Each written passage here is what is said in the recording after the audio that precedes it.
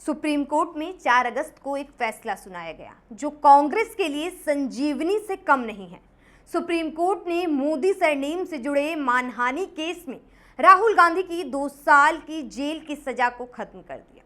इसके साथ ही अब राहुल गांधी संसद में भी दिखाई देंगे, लेकिन ये फैसला उनके लिए टेंशन साबित होगी जो राहुल गांधी की संसद की सदस्यता जाने पर खुश हो रहे थे। जो लोग सोच रहे थे कि अब राहुल गांधी कम से कम 8 सालों तक तो संसद में दिखाई नहीं देंगे, उनके लिए सुप्रीम कोर्ट का ये फैसला तूफान से कम नहीं है। नमस्कार, मैं हूं आपके साथ कामिनी झा और आप देख रहे हैं मॉलिटिक्स। सबसे पहले आप इस ट्वीट को देखिए। आ रहा हूं, सवाल जारी रहेंगे। इसके साथ जो फोटो लगाई गई है उसमें राहुल गांधी के हाथ में जो फोटो है उसमें अडानी और पीएम दिखाई दे रहे हैं। मतलब अडानी और पीएम मोदी के रिश्ते को लेकर फिर से सवालों के साथ राहुल गांधी सदन में प्रधानमंत्री से जवाब मांगेंगे। सुप्रीम कोर्ट में मोदी सरनेम से जुड़े मानहानि मामले की गुजरात हाईकोर्ट के फैसले को चुनौती देने वाली याचिका पर justice B R. Gavai, justice P S. Narasimha और प्रशांत कुमार मिश्रा की पीठ ने सुनवाई की। सुनवाई के दौरान जज ने सूरत सेशन कोर्ट के जज की मंशा पर भी सवाल खड़े किए। कोर्ट ने पूछा, हम जानना चाहते हैं जज ने अधिकतम सजा ही क्यों दी? ट्रायल जज को ये फैसले में बताना चाहिए था। अगर जज 1 साल 11 महीने की सजा देते तो राहुल गांधी डिस्क्वालीफाई नहीं किए जाते। अधिकतम सजा के चलते एक लोकसभा की सीट बिना सांसद के रह जाएगी। ये सिर्फ एक व्यक्ति के अधिकार तक का ही मामला नहीं है, ये उस सीट के वोटरों के अधिकार का भी मामला है। इस बात में कोई शक नहीं है कि भाषण में जो भी कहा गया वो सही नहीं था। नेताओं को जनता के बीच बोलते वक्त सावधानी बरतनी चाहिए। ये राहुल गांधी का कर्तव्य बनता है कि इसका ध्यान रखें। सुप्रीम कोर्ट में राहुल गांधी की ओर से सीनियर एडवोकेट अभिषेक मनु सिंघवी ने दलील पेश की। शिकायतकर्ता पुर्णेश मोदी की तरफ से वरिष्ठ वकील महेश जेठमलानी ने पक्ष रखा। अदालत की ओर से दोनों पक्षों को 15-15 मिनट का समय दिया गया। राहुल के वकील अभिषेक मनु सिंघवी ने अदालत में तर्क देते हुए कहा कि शिकायतकर्ता पुर्णेश का मूल सरनेम मोदी है ही नहीं, उनका मूल उपनाम भुताला है। फिर ये मामला कैसे बनता है?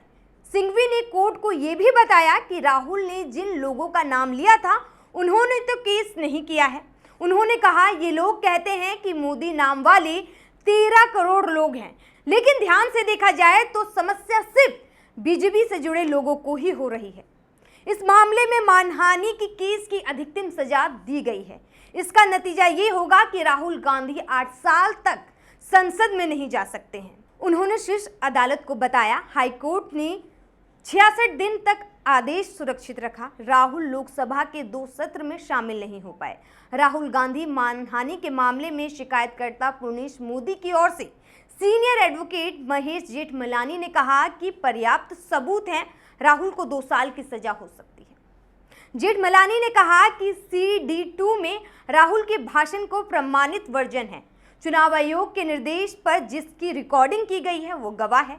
कैमरा थामने वाला फोटोग्राफर भी गवाह है। जेठमलानी ने दलील दी कि राहुल ने क्या कहा था। अच्छा, एक छोटा सा सवाल है, इन सब चोरों का नाम मोदी मोदी मोदी कैसे है? ललित मोदी, नीरव मोदी और थोड़ा ढूंढोगे तो और सारे मोदी निकलेंगे। उनकी मंशा मोदी सरनेम वाले हर व्यक्ति का अपमान करने का है, क्योंकि प्रधानमंत्री का भी वही सरनेम है। जेठमलानी ने कहा कि सुप्रीम कोर्ट ने राफेल मामले में भी राहुल गांधी को नसीहत दी थी। इस पर जस्टिस गवई ने मुस्कुराते हुए कहा, अगर ये फैसला पहले आ जाता तो शायद वो ज्यादा सतर्क रहते। सुप्रीम कोर्ट के सामने दोषी सांसद की सीट खाली रहने का मुद्दा भी उठा। जेठमलानी ने कहा कि जनता को ऐसे किसी व्यक्ति को चुनने का अधिकार नहीं जो जल्दी में वाक्य बनाता हो, जिसने कानून तोड़ा हो। सिंघवी ने 2007 के मामले में सुप्रीम कोर्ट के फैसले का हवाला भी दिया। खैर, सारी दलील के बाद भी जेठमलानी ये साबित नहीं कर पाए कि राहुल गांधी को 2 साल की सजा क्यों दी जाए। राहुल गांधी ने 11 अप्रैल 2019 में बेंगलुरु के कोलार में एक चुनावी सभा को संबोधित करते हुए कहा, सभी चोरों के सरनेम मोदी ही क्यों होते हैं। इसके खिलाफ भाजपा विधायक पुर्णेश मोदी ने मानहानि की शिकायत दर्ज कराई थी। सेशन कोर्ट में 4 साल तक केस चला और फैसला इस साल 23 मार्च को आया था। मानहानि केस में राहुल गांधी को अधिकतम 2 साल की सजा मिली। इसके चलते उनकी सांसदी चली गई। इसके बाद राहुल गुजरात हाईकोर्ट गए। 7 जुलाई को हाईकोर्ट ने सजा को बरकरार रखा।